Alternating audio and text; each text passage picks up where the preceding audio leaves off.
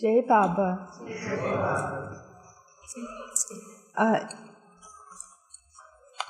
I had rather short notice about this talk. And it isn't easy for me to speak to a large public. I do love to speak to people on a one-to-one basis, but I have been following Baba for so many years that I really should be able to share something with even a cross-section of his lovers all at once. Each of the speakers here that I have heard represent a type of drop soul.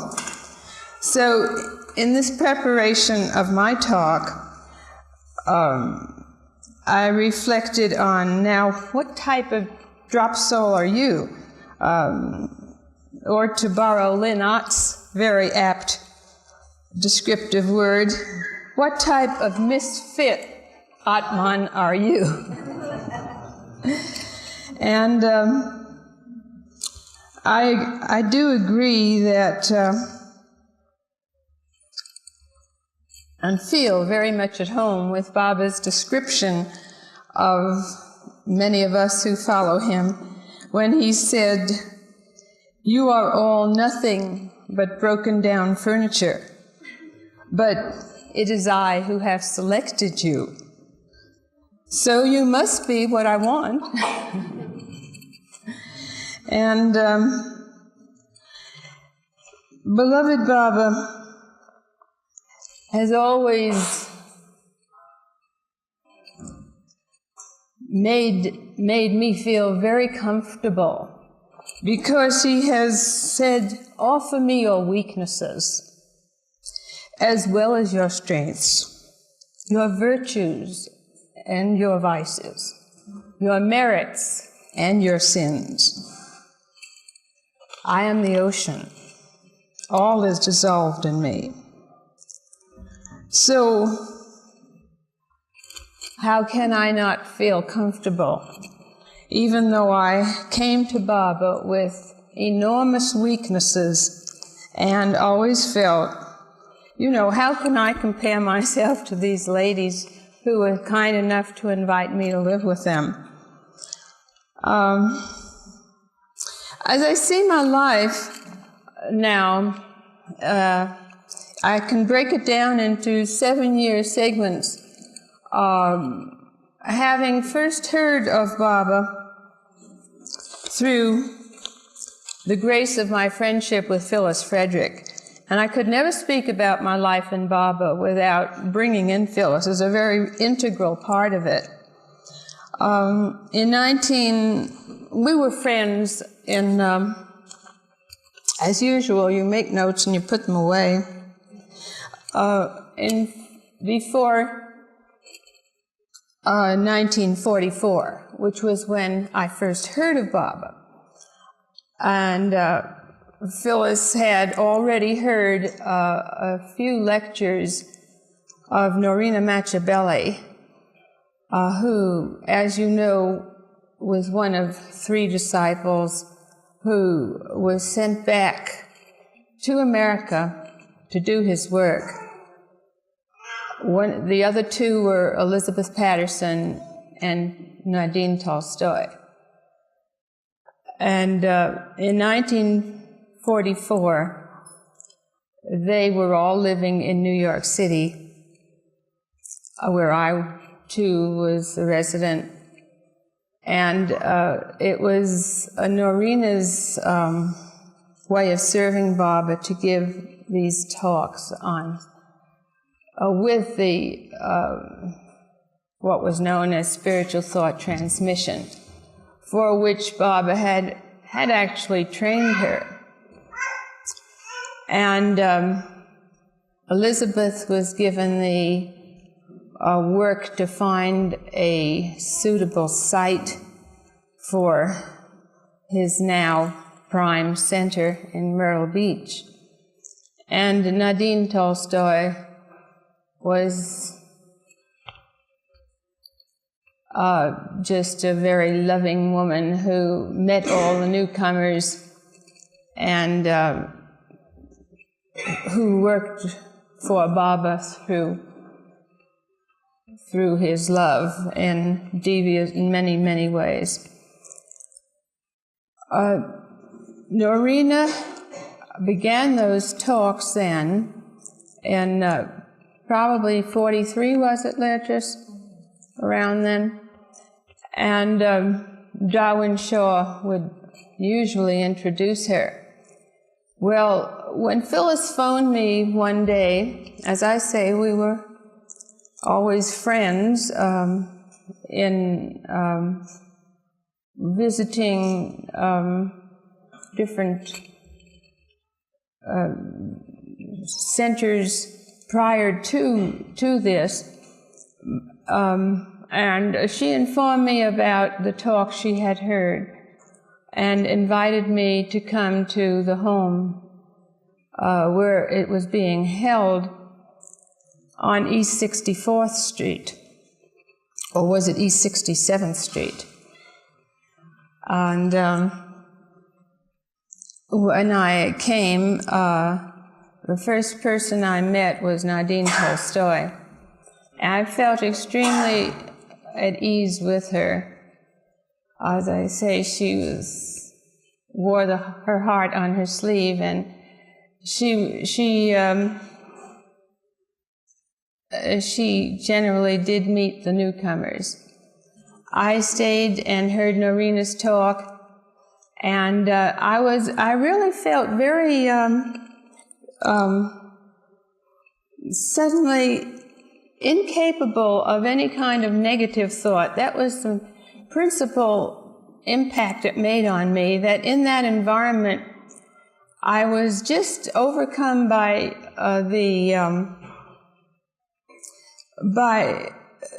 by a very positive kind of upliftment, and my critical brain was suddenly quieted, so that I felt very happy about returning again and again. And after attending her talks at not only their private home, but at the public meetings that she held as well at the Carnegie Chamber Music Hall, I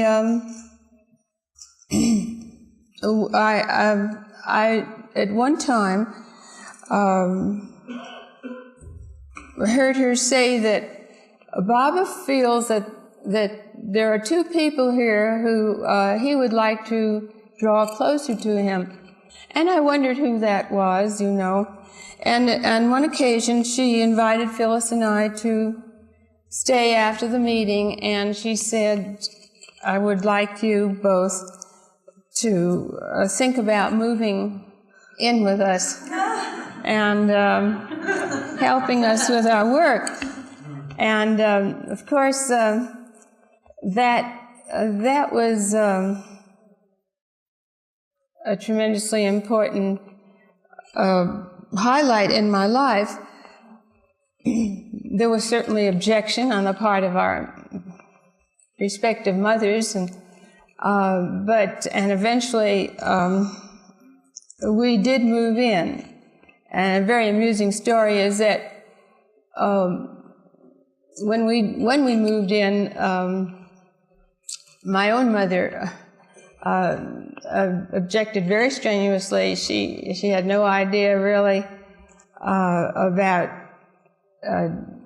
disciples of a perfect master or anything of that sort, and she came to the home once with a policeman. And of course I was already 25 years old, so the policeman never entered the home.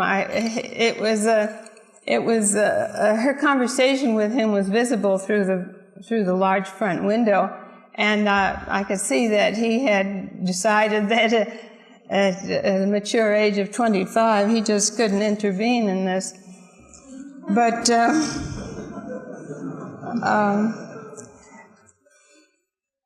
we maintained some work outside as well, and until the day when Nadine Tolstoy became so ill that it was Baba's wish that someone take care of Nadine who loved him. And I seemed to be the one targeted for that position, because although I wasn't a nurse at that time at all, nor did I ever want to be, I was a devotional sort of person, and I was very fond of Nadine, and it was indeed Baba's grace that he was focusing me into some real vocation, because up to then, as Kathleen indicated, I had just been a student of philosophy, and I had not really any other plan other than maybe to, I thought maybe teach one day, and I really that wasn't truly my forte at all. So that I had the opportunity to take care of Nadine, which was a tremendous privilege. She had been trained by Baba in India as a nurse herself, so that in the process of caring for her, I began to understand the principles of really of just nursing. I'd like to take time to read from her account on Sri Meher Baba and healing out of the very early Meher Baba journals, where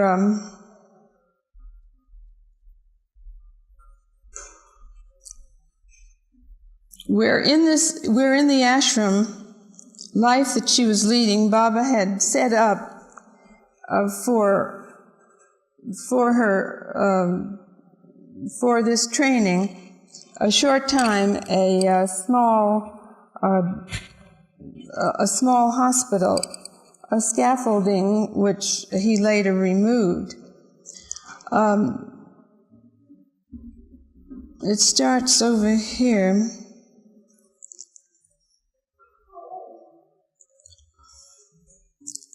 Bob had said, "There are thousands of hospitals in the world. I could have here thousands of nurses to work. If I have given this work in the hospital to you, Nadine, it is because I want you to learn serving in real spirit, selfless service." To the hospital came mostly, the end of quote. To the hospital came mostly the poorest elements of the country, wrapped in their rags and worn-out saris, emaciated and panting. They dragged up the hill. Others were called for in cars or were brought on a stretcher to the door of the hospital. Mostly unwashed and heads uncared, for which one could well see and smell. Helpless in their ailments, they are the real destitute. Often they brought their children along, having no one to care for them at home. Patient and enduring, humble and childlike, one could not help loving them. These people we had to wash immediately, change into new clothes, put to bed, make them feel at home. I will always be grateful for the opportunity in contacting these simple people. Faith and devotion to our beloved Baba always beautifully shines in their expressive eyes. When Baba used to come to the hospital, giving an embrace to one, a loving pat to another, touching with his healing hand the ailing body, how quick and sincere was the spontaneous response of the heart.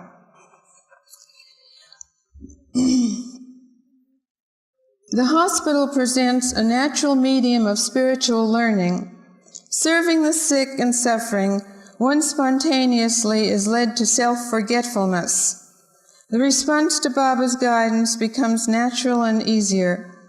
Yet, even the portion of unresponse brings to greater evidence the failings of the ego, thus showing the results of the tests. Baba's frequent visits to the hospital have been to all a source of great inspiration, of renewed inner efforts to be in order to do well. Finally, as Sri Meher Baba says, do not think that in serving others you put them under obligation to you. Be happy that they have given you the opportunity to serve. And Nadine, in her illness, was my greatest teacher in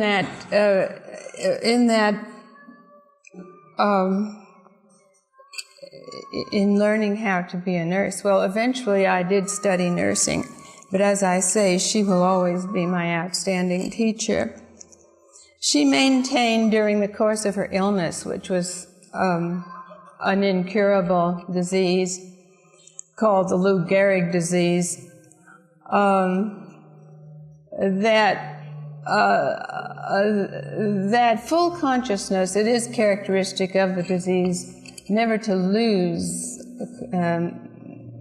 alertness, consciousness, orientation. And she just a prime example of someone who transcended enormous discomfort, pain, deterioration. And it was there was not a trace of self-pity, nothing like that. Also, I had the grace to take care of Nadine up to the very moment of her departure, and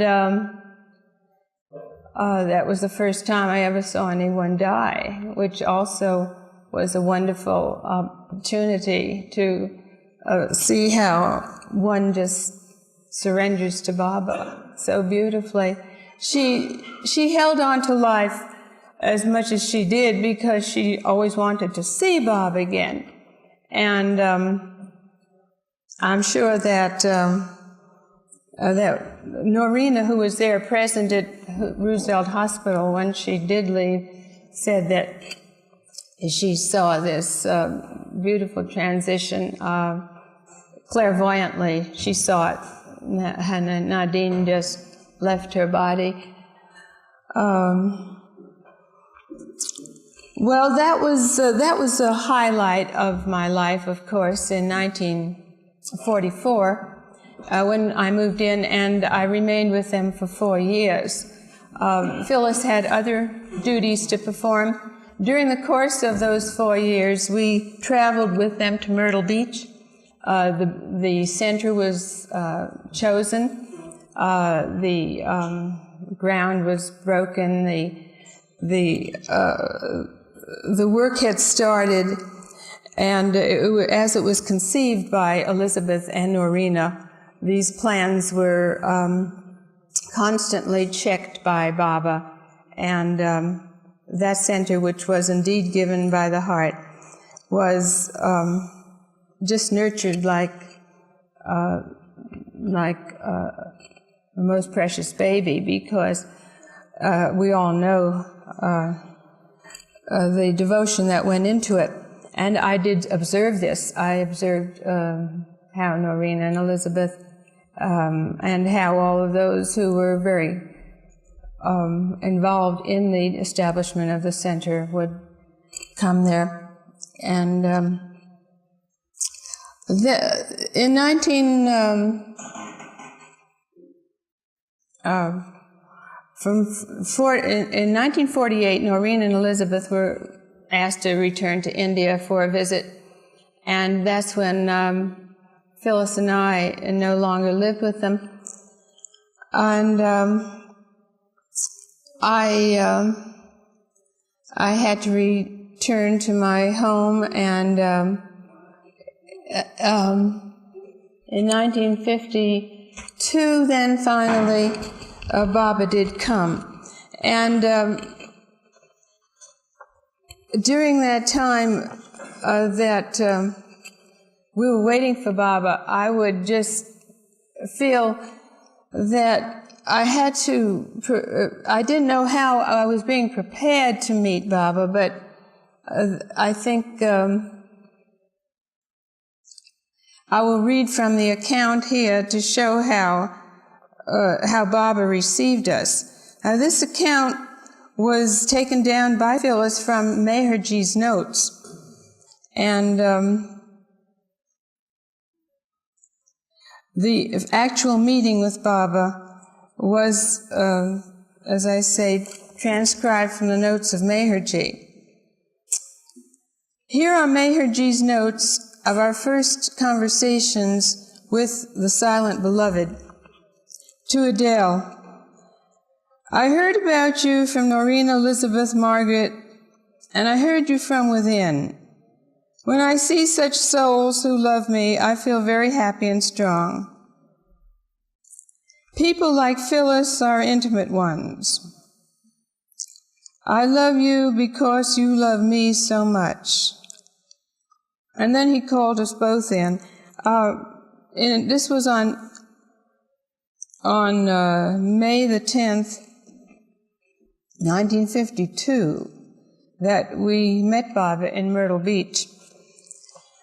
Baba said to both of us, "These two girls, I heard so much about you both, Filis and Adele, from Elizabeth, Norina, Donkin, and Margaret, and I heard you from within, that I feel so happy that at last I have seen you. Are you not nervous? No? I am overjoyed. Are you happy?" "Very happy," we answered. "No more happy than I am in seeing you. When you know me, you will love me like a little child. I am a child grown up. I love humor, I love to tease, and work hard here at various places while talking to you now. And today, Filis and Adele have met me, and when you love me with pure, simple love, there should be no barrier. Love, pure, simple, then all doubts go away. Until then, mind gets tempted to doubt. Even if love is there, the mind goes on working, thinking, this is right or wrong. But love does not bother. Do you love me honestly? Yes. What more can you do for the beloved? I want love, nothing else. Love me and let God love us. That is what I want. When you love Baba, God will love you, and God's loving means everything. So Filis and Adele, both, I am very, very happy. One who is the humblest of the humble is the greatest of the great, but it has to be in all honesty, in all truth. Better not believe in God than be a hypocrite. So let us love, love, love. All else is illusion. So, Adele, what more can you do if you really love me? Do you really love me? Yes.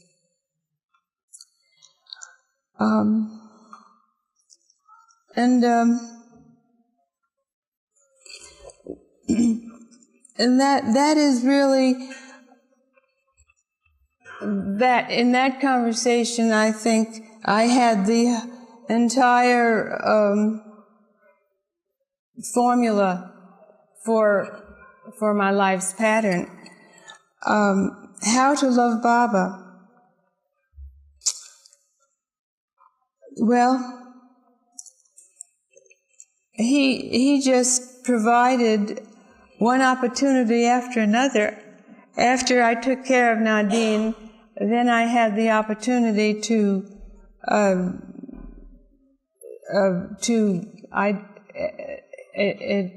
for about a year during Norina's illness, I also was getting that opportunity to care for Norina.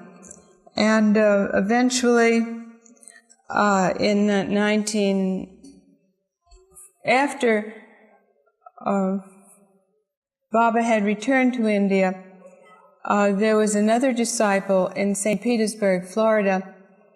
At the time, she was living with friends of hers named Mildred Kyle. And she, too, was another opportunity for drawing closer to Baba through learning a little more about real service. I would almost, because of the short notice I had, which is an excellent excuse, but it is true, I had broken up the length of time during which I have known of Baba into segments of 7 years, and I would say that I would like to just ask you to ask me questions about my life with Baba during these 7-year segments. For example, 1944 to 1950. 1944 to 1950 would be one segment. Then 1951 to 1957 would be the second segment. 1958 to 1964, 1965 to 1971, and 1972 to 78, and 79 to 83, which is not a completed segment. But the highlights then of 44 to 50 was a segment during which I lived with the ladies and was preparing to meet Baba. Then from 51 to 57, I actually met Baba, and met him also in 56 and 58 at various Sahavas. And then from 58 to 64 was, in 58 was another time that we had a Sahavas at Myrtle Beach, and in 62 we had the East-West gathering. So therefore, that would be the last time that we actually met Baba in the body. Then from 65, and I remained in India in 62, which was another highlight of my life when I worked in a hospital in Upper Bombay. And from 65 to 71, I returned to India in 69 to be there at the very last Sahavas. So that as I say, I just would invite questions from those of you who are here, just in keeping with what would be closest to your own interest in hearing about the Sahavas of 52, 56, 58, or the East-West gathering, or the reason I stayed in India and worked in the hospital. Yes, Lynn. Did you see Baba after the East-West gathering? Yes, I did. I was very fortunate in being able to see Baba a few times after everyone had departed, because I was in India to attend the East-West gathering primarily, of course, and also it was I was able to stay with Baba's permission and work in a hospital in Upper Bombay. So that right after the East-West gathering, on one occasion, when everyone had left, Baba called me to attend a meeting which Mr. Purdom had attended as well, Charles Purdom.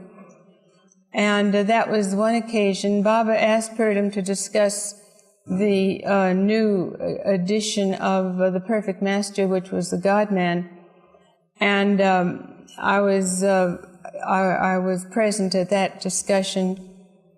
And Baba then asked, I also had to see him because I had to present to him a copy of a translation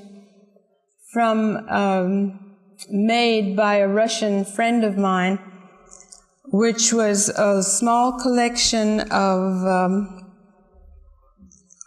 some of the writings of Baba, a very small collection, but it was done satisfactorily, and Baba gave his approval for that translation to be given to some of his disciples in New Delhi to distribute to the Russian delegation there.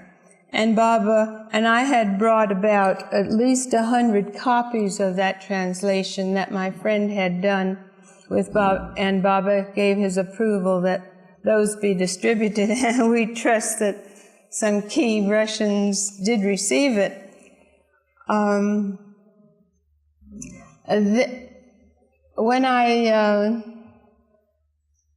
Baba asked Sarosh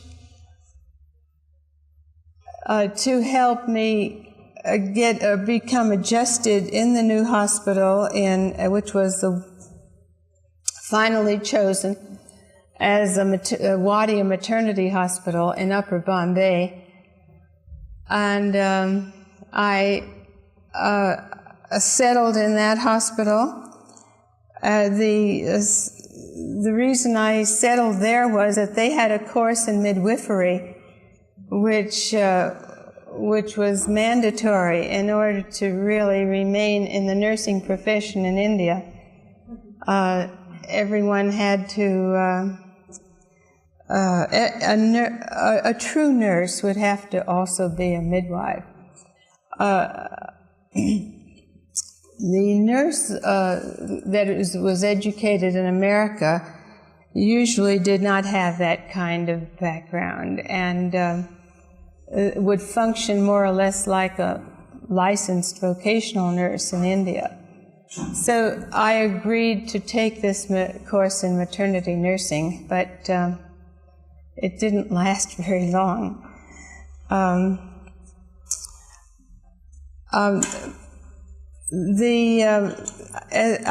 resided in the hospital. They had a section there for nurses to reside, and somehow I wasn't too happy with the training I was getting, and Baba asked me to send him a full record of all that happened in the hospital, and he eventually asked me to come and see him, and at that time I spent a great 6 hours with Baba.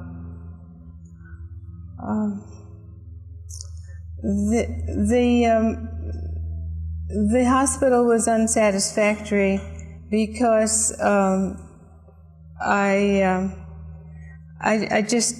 never overcame the barrier of language, which is much too difficult to treat people if you can't even speak their language. And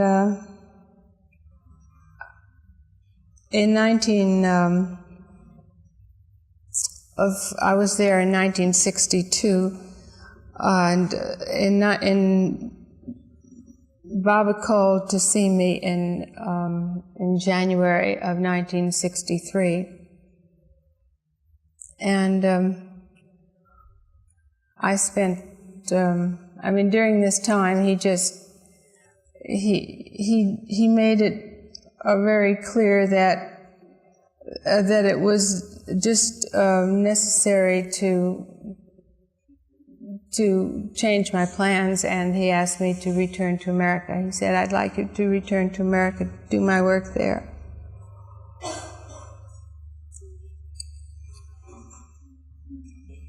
Yes, Georgine? What made the division for the period that ended in 57 and the new one that started? What changed in your life that made a difference out of it?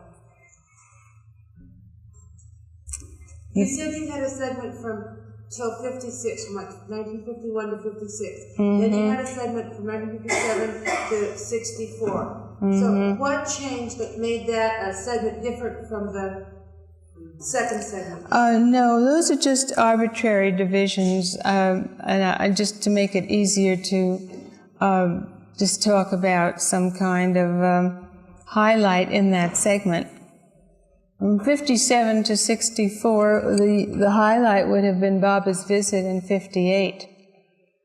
And, of course, in 1962, the East-West Gathering. How was 58 a highlight for you personally? I mean, from your perceptions, how was it a highlight? Well, in 1958,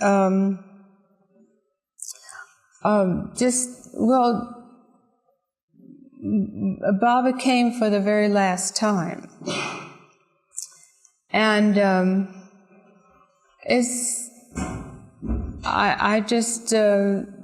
it was in Myrtle Beach, of course, that we stayed with Baba. And I don't really know that just being with Baba at any time was indeed a highlight. I don't really think of any one outstanding incident, or just being with him in 58 was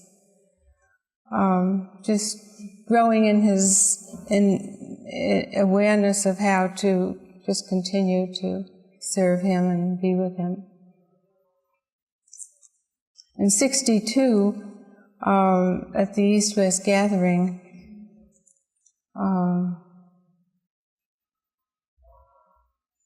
that was, I think that we just are just learning to be with. But I just can't think of anything really outstanding other than the fact that Baba was always drawing us closer to him, and I can't think of anything in particular. Yes? In 1952, you and Filis were probably the only In 1952, you and Filis were probably the only Westerners at May 10th who met Baba. But after that, you both stayed on the center with Baba. Yes. And the others didn't. So what were some of the activities you participated in with Baba? Well, he invited us into these meetings in the evening, and Baba would have us tell him stories or funny stories, or just religious stories, and one of the stories that we told him is written here.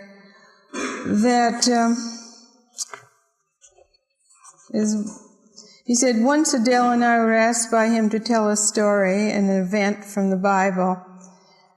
I don't recall my story, but Adele told something about St. Peter, and this was the betrayal of St. Peter, the denial by St. Peter, as is told in the New Testament. And Baba, bending his beautiful head, said, Peter loved me the most, but even he denied me. And then Delia asked, was that a conscious thing, or did he do it unconsciously? And Baba replied, none loved Jesus as Peter did. It had to be. He was conscious. Delia, I always understood Judas was unconscious when he betrayed Jesus. And Baba, the greatest service was Judas' betrayal. When he kissed Christ on the cheek, he did nothing. God did it all. He behaved under veil. He had the most difficult thing to do for the Master of all the disciples. And Baba indicated that he too was God realized. I thought it so beautiful. Judas had been the villain long enough.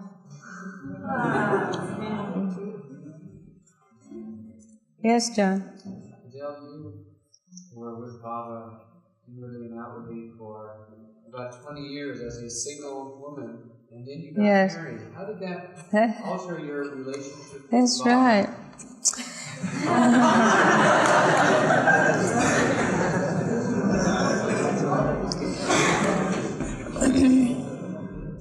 No, that's a very good question.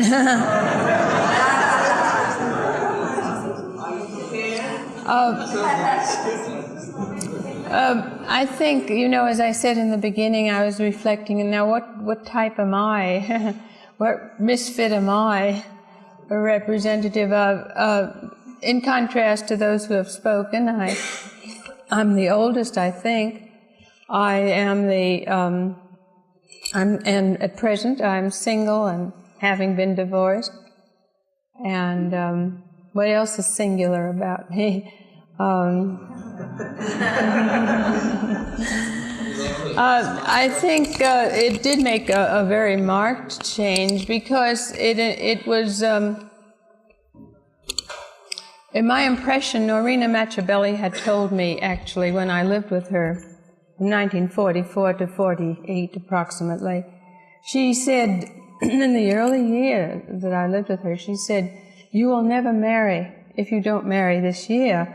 And of course I was living there, and I didn't want to marry. And I had read in Baba's discourse that the single celibate life was indeed an easier route than marrying, and a more rapid way of really overcoming all of the illusionary obstacles. And so I had written to Baba, I would like to remain single, and Norina has said that if I don't marry this year, that I will never marry. So that was, I was quite happy about that. I was very comfortable with that thought for a long time. And then, excuse me? I don't recall if Baba replied about that detail. Yeah, I do remember he wrote a supportive letter, and he said, he would be with me in any decision I made. In 1963 already, when I was returning from India, I suddenly felt, while I was in India, every temptation for marriage or even attraction to a male was really obliterated by the heaviness of the work entailed in the hospital, and by this contact with the Indian scene. I felt quite happy about that, because I didn't have any chance to think of myself, and it really, that's really what I wanted. I wanted to be sufficiently engrossed in work not to think about myself, and that was accomplished. And that was there were no extraneous thoughts that arose, but when I was returning by boat, and realized that I couldn't spend the rest of my days in India, it was just not feasible, that I suddenly felt, well, now, wouldn't it be nice to have the kind of marriage Fred and Ella Winterfeld have, for example, which was a companionate marriage in work with Baba. It didn't start out that way with them. Fred and Ella, they shared their story with me. They went through many struggles and many hurdles, had to be jumped, but it eventuated in a very real working relationship in Baba, a very loving companionship. And I held that up as a sort of ideal. So as I say, that thought had been planted in my mind even on the boat home. And since the order never to marry had never come from Baba, it merely had come sort of, you might almost say, through thought, well, clairvoyantly from Norina Mitrabelli, that I did not have to take it as an order. And I went back to America on Baba's order. He said, during the 6 hours that I spent with beloved Baba, prior to returning to America, he asked me where I would be going. And those questions from Baba always were very amusing, because it was so clear that he knew exactly where he would be going, but the game had to go on. Where are you going? And so I said, well, I'm going back to New York. And I said, when Phyllis moved to California, she had asked me, if you don't stay in India, would you like to come to California? And I had replied that I probably might, but I said, I'll probably stay in India. And I hadn't taken that seriously, but when Baba had asked me, I said, well, I might stay in New York, or I might go to California. And Baba said, all right, now you have lunch with Mehra and the Mani and the ladies, and I'll see you after lunch. And after lunch, Baba's decision was that it would be best if I went first to New York, and if I just to get my affairs attended to, and then move to California and work with Phyllis.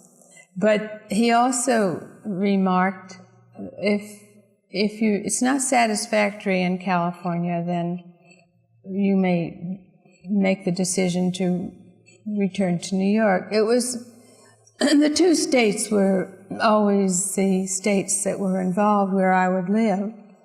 And I did just that. I did arrange my affairs in New York, and then I moved to California. Well, in California, I met George, whom I married eventually, and he was already a follower of Meher Baba, and it was a marriage that was very karmic in nature, as it was understood and reflected on by the Mandali and myself later on. It was just some experience that in one way or another would process me for further ego elimination, among other things. And that's exactly what happened. It was certainly a lesson in obedience and disobedience in many ways. Baba had written, when I was in India, Baba sent me orders in the hospital, which I obeyed implicitly. Baba praised me for that. In other words, when I was in India, I actually had the experience of receiving Baba's orders on what to eat, where to stay. He had arranged for me to stay on weekends with Arnavaz Dadachanji, to attend the Bombay meetings, and he actually had arranged that Khorshid helped me in purchasing my food, so that I was really having an experience of how to obey Baba's orders from day to day, and it was a fulfillment of a great desire of mine to have such an experience of obeying Baba's orders in that direct way. We all have the opportunity to obey Baba's orders in the most important way, truly, which is to love him through loving one another. And I think the fundamental way of loving Baba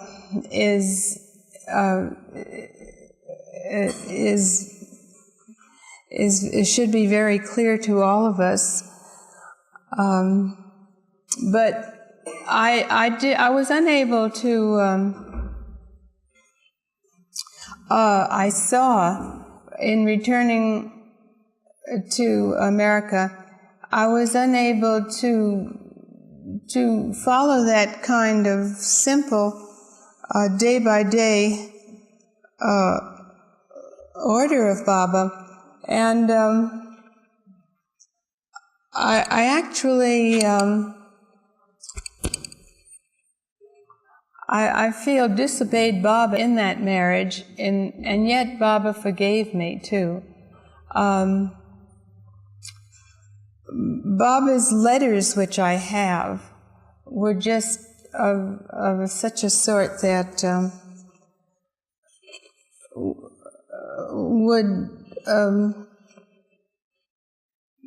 they showed his what he has said when he said, "I forgive. I don't want you to hold on to any kind of self-doubts anymore. I do forgive you."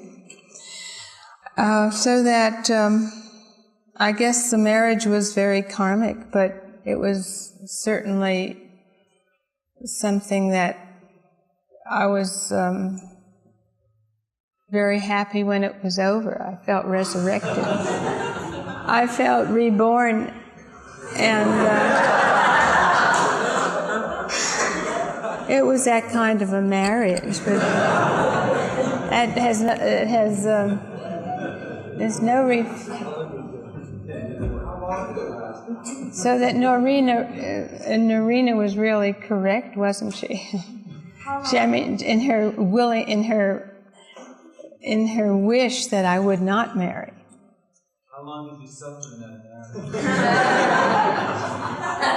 Well, about 8 years. Yes. You should divide your life in 8 years. What? I said maybe you should divide your life in 8 years. I didn't get that. Maybe your life should be divided in 8-year segments. Oh. I have a question about Adele. Mm-hmm. I wonder, did you ever sing to Baba? Did I ever what? Sing. Sing to Baba? Well, no, I never sang to Baba the way Filis did one night. She sang,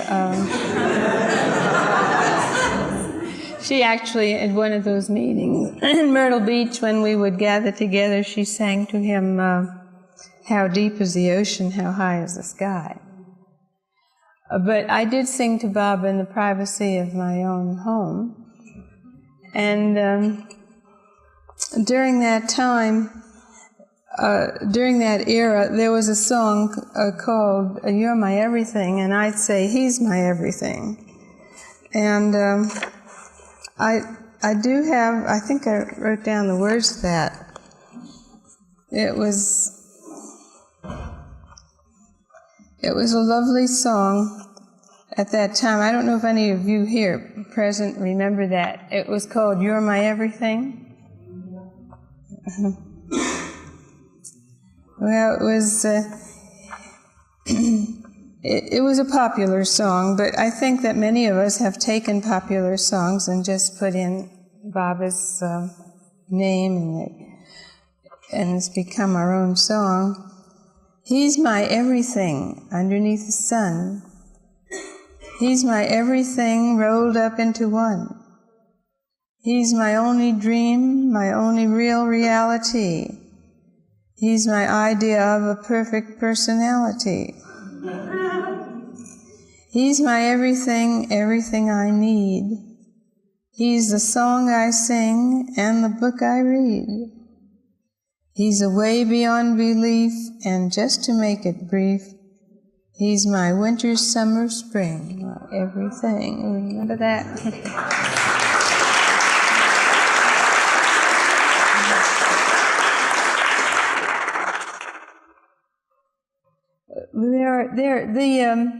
There's a very nice account, as I say, which Filis had put in the Awakener of 52, and she does give an account of a number of things that happened, which included me, and I think that the most important thing really is that Baba has made me more of a human being. And that marriage actually made me more of a human being too, because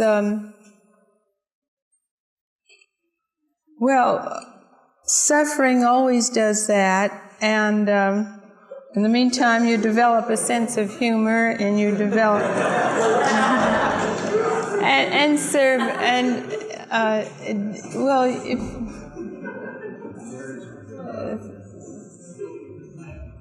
I just feel the most important thing is by loving one another and really not making any, just overcoming all these barriers and preconceptions and prejudices and biases. And I had all of that. And learning to love those you don't like. I think that's the most important thing with Baba.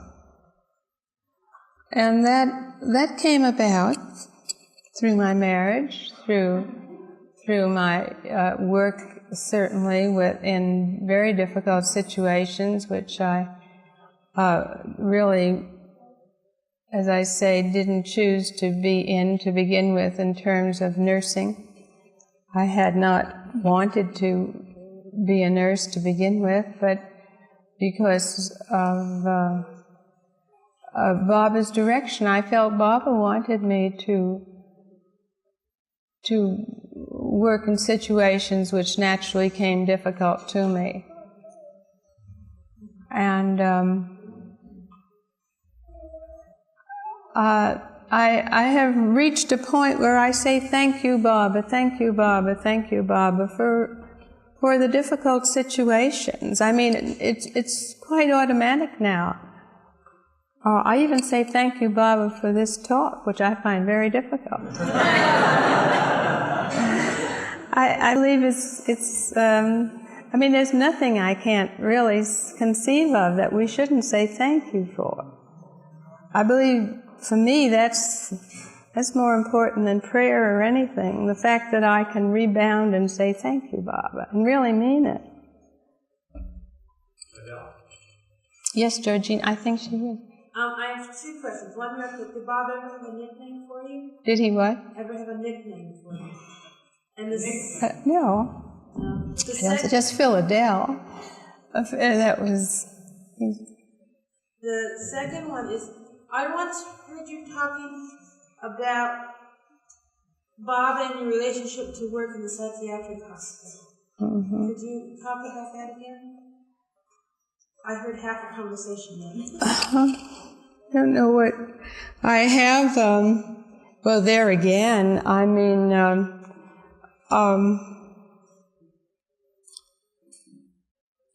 I think I have never had despair or just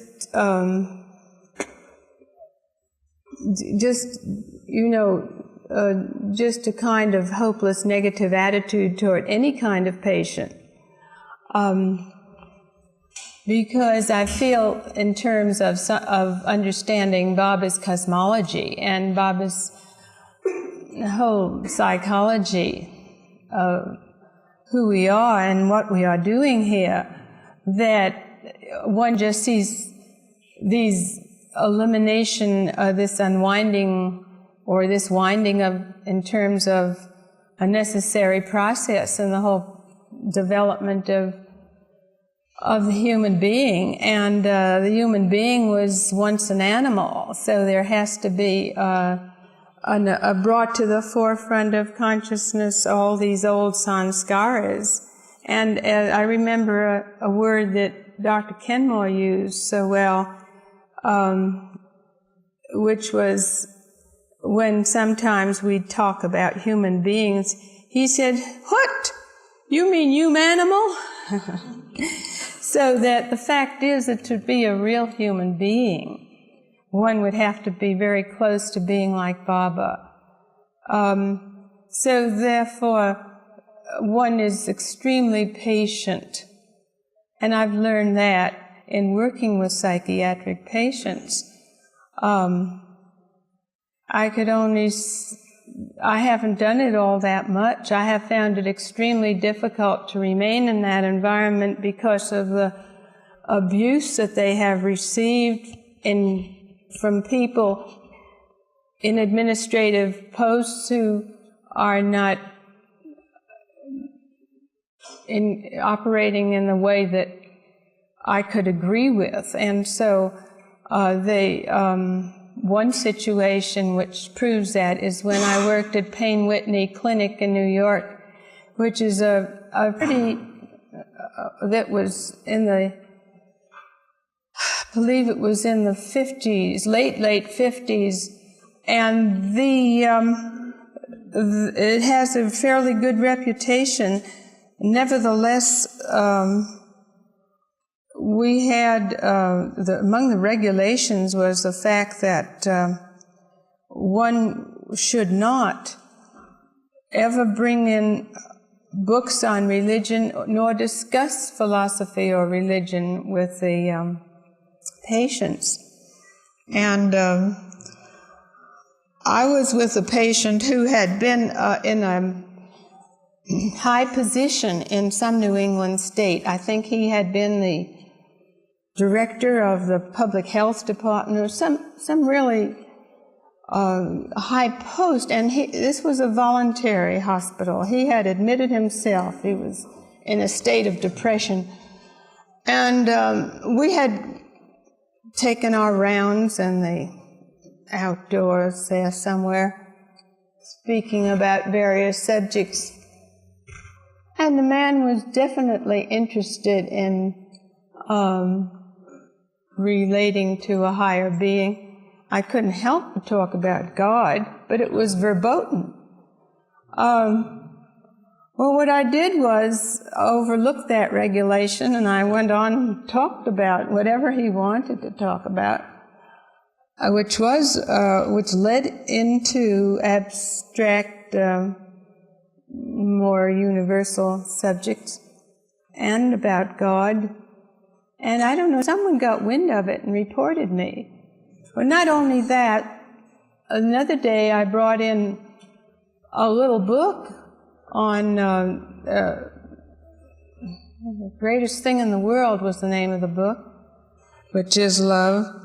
And somehow that too was reported, so that I was, I was called into the office, and I was warned not to do that again. Well, I did it a second time. And so the second time, they put it very graciously. They said, "Well, you're not very happy here, are you?" I said, "That's quite right. No, I'm not very happy here." And so we just said, "Bye-bye."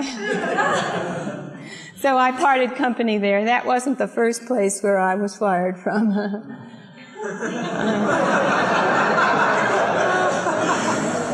At Bellevue Hospital with the children, I worked at, if some of you know that some of you know the Bellevue Stomping Ground. I worked there with children for a short while, actually, very short. And it was the same regulation that one must just be a silent listener, or just talk about the most mundane things. And I just I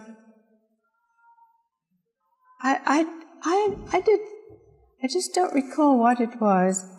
It is this. I think I just was very loving toward one little girl, extremely loving toward her, and that too was not allowed. I think I hugged her too much, or something like that. And that's the truth. And I was fired. I wasn't recommended to stay there any longer. I was transferred to a very difficult.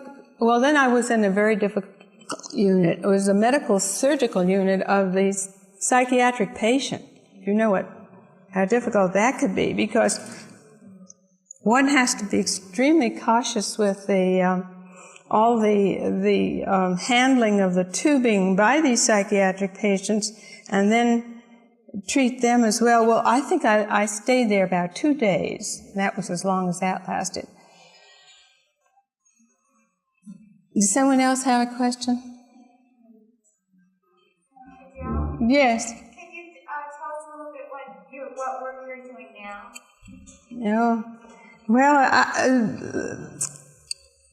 Bernice and I had a great laugh this morning, because I'm back to square one in a certain way. I do work as a part-time nurse. I'm also a consultant in an organization called Quality of Later Life, which is a placement service for people who need to place an older person. And the amusing thing that I alluded to here with Bernice was goes way back to the time when I was trying to write a thesis, a master's thesis, and this thesis was incomplete, and Baba knew about it, and he told me to try to complete it. Well, that was before I met him in 1952. It was just after I had, it was during the time when I was living with Norina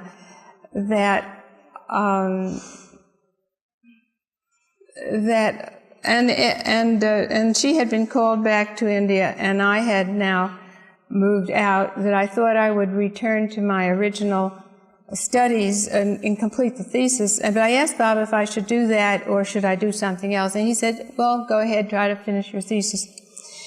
And I found that I just was not disposed to apply my mind in that very scholastic, intellectual way, and I just had lost all interest in that type of thing. So that when Baba came in 1952, he asked me with a twinkle in his eye, did you finish your thesis? And do you have your master's? And I said very shamefacedly, I said I hadn't, no, I was unable to. And Baba said, well, fine, I am your master.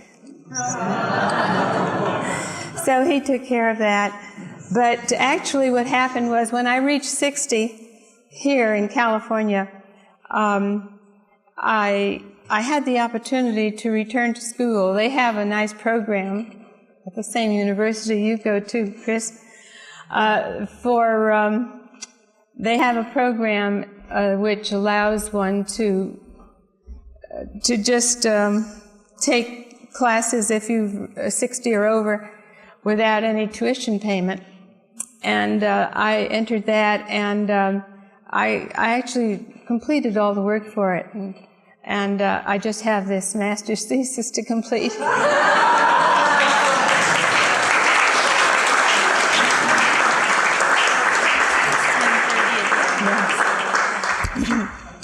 Well, I think that we're just close now with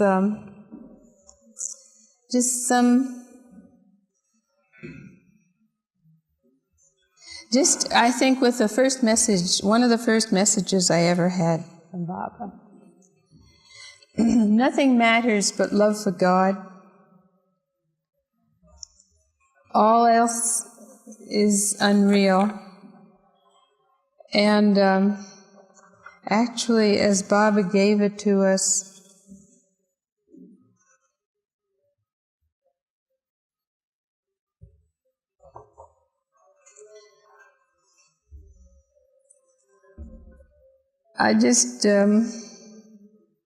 Baba really gave it to us in the way he said, let these words be inscribed in your heart. Nothing is real but God. Jai Baba.